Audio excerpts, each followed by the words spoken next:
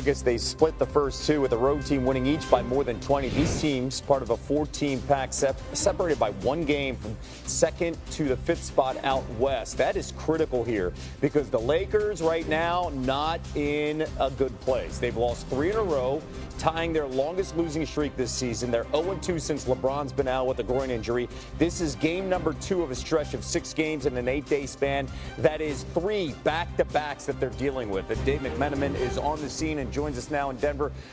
Lakers, as we talk about this, what are you hearing out of this locker room after their blowout loss last night, Dave? Yeah, Kevin, they are so depleted for tonight's game in Denver. You mentioned, obviously, LeBron James has been out. No Rui Hachimura, no starting center Jackson Hayes. Luka Doncic isn't playing tonight. And also we have Gabe Vincent and Dorian Finney-Smith both listed as doubtful. This is going to be a very depleted bench for the Lakers tonight. Austin Reeves talked about it last night. He said that no one's going to feel sorry for us. Everyone's going to go on out and beat us by 30 because we're the Lakers and we just got to figure it out. Dorian Finney-Smith said, we want to be a great team, and that's what great teams do. They figure it out. Now, J.J. Redick was left quoting his high school coach after last night. He said, great teams, you got to play hard and you got to play smart. Last night, he thought they played hard against the Bucks. He didn't think they played smart. Maybe they can get that combo tonight against Denver, at least feel good about themselves based on the players that they have on the court, and then to get a quick rest before going back to L.A. for a back-to-back Sunday and Monday against Phoenix and San Antonio. And right now, doing this all without LeBron James. Let me tell you, they continue to lose, and he is our former colleague, but J.J. Redick is a quote machine after these post games. Feeling really down right now. Dave McMenamin covering the Lakers as they get ready to face the Nuggets. Here's what we've heard right now. When we talk about who's playing, 7 players averaging a combined 89 points are out tonight for the Lakers. That leaves them with 1 player available tonight averaging double figures in scoring this season. Austin Reeves, it's your team. The rest of the projected starting lineup, you can see that. And Dalton Connect, a guy that was traded and then came back after the trade failed with the Hornets. It's not good. Now they have to face the Nuggets, El. Yeah, I was going to say, the good news is they face a Nuggets team who's like real good at home. We just mentioned it as we bring in Tim Legler now to break down what's facing the Lakers 0-3. Level of concern as they remain without LeBron and everybody else is climbing the standings? Well, first of all, based on what you just said on who's out tonight, it's a lock the Lakers win this game, right? I mean, that's the way it usually goes in Vegas. So, but listen, obviously they're going to have to concede this game tonight. But more importantly, what they look like without LeBron right now, particularly defensively, and against the Bucks, I will disagree with J.J. Redick a little bit. I wasn't sure how hard I would say they were playing. I didn't think their defense was particularly tough. I don't think they offered a whole lot of resistance to the Bucks, who did pretty much what they wanted. They were on pace to score 140 points in that game. The defense is really where this team has hung their hat for the last 6 weeks. LeBron is a huge part of that. He's actually had one of the better defensive years of his career. And you can just see the lack of physicality without him on the floor. So right now, all that momentum they built up is gone. The question that remains is how long will he be out? How far do they fall waiting for him to come back? There's still time to get it together, find their rhythm, and be a threat in the West because of how well they were playing before he got hurt. But right now, this boat is taking on water while they wait for reinforcements to come. I was going to say, it wouldn't be a foregone conclusion that even if they had everyone and were at their full strength, they'd beat the Nuggets. Because if you go back to the 2022-23 season, the Nuggets have won 13 of their last 15 against those very Lakers. On the other end of the spectrum, Lakers losing a lot. Warriors on a 6-game win streak after beating the Kings last night. Let's talk threat. How big of a threat are they actually in the West, Legs? Listen, I think right now when you look at the Western Conference, you got OKC clearly on a different level than everybody else. I think that spot for number 2 and who is the last team standing is wide open.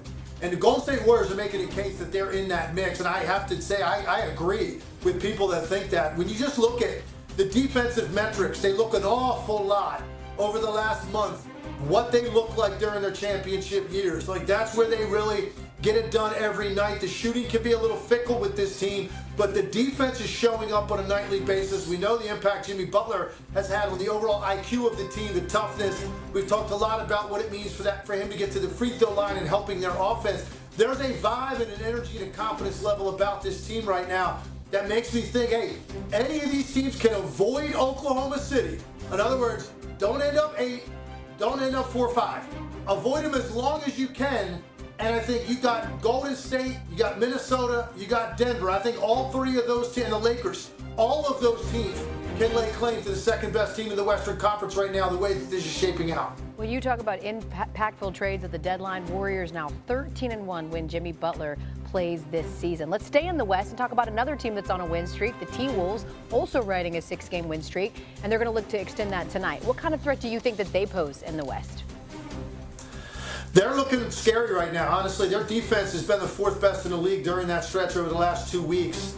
And that's really, if you think about their identity over the last couple of years, that's what it was all about for them. That is really what got it done in that Denver series a year ago when they upset them, winning a Game 7 on the road.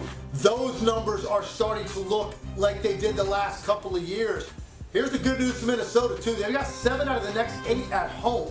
And they are virtually on the absolute heels of the Golden State Warriors, trying to get out of the play-in and secure the number 6. Right now, schedule's in their favor. All those home games, several of those games against lottery teams.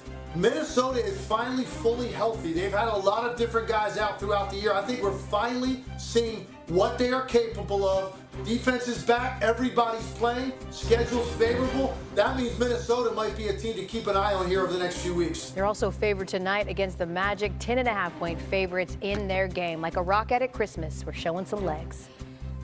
Sorry, I had to. As the Timberwolves lurking right behind them. And with that, we bring back Tim Legler. Okay, so who do you see as the biggest threat to the Thunder in the West? Well, I'm going to give you an answer, but I'm also going to have a caveat to that. All right. So the answer right now is the Denver Nuggets. I think because of the unique nature of Jokic and what he brings and how difficult he is to match up, the way he controls the game. Jamal Murray, even though he's had a couple of off nights against teams in high-profile games recently, overall has looked like the Jamal Murray from their championship season. Christian Brown has made great strides. Michael Porter Jr. is having one of his best statistical years. So I don't love their depth, but overall I think it's Denver. Now here's the caveat. I think the Lakers, once they get LeBron back, assuming they get him back and they're not too buried in the standings where they have to go on the road for 3 straight rounds, which might be difficult, the Lakers could be the way that they looked before LeBron got hurt. And then I also think the Golden State Warriors, you can't discount. I think right now, that spot, who's left standing against Oklahoma City, I think is wide open. But I think if you had to go with what I'm seeing right now today, it's the Denver Nuggets because they're the most complete. And I think the Jokic factor separates them from the other two. All right, let's go over to the East. The Cavs are going for 16 straight wins. Donovan Mitchell will be out for Cleveland for the 2nd straight game. So who needs to step up tonight if they're going to beat Memphis? You rely on your front line. I think the pairing of Mobley and Allen has been really difficult for teams to deal with this year. They probably have the best symmetry between 2 legit bigs in this league. And then I also think Ty Jerome is a guy to keep an eye out for. They gave him a night off the other night for rest. He's back. And Ty Jerome has had a knack this year for stepping up when they have needed him to. If it's been Darius Garland having an off night or Donovan Mitchell or one of those guys getting rest, Ty Jerome has been a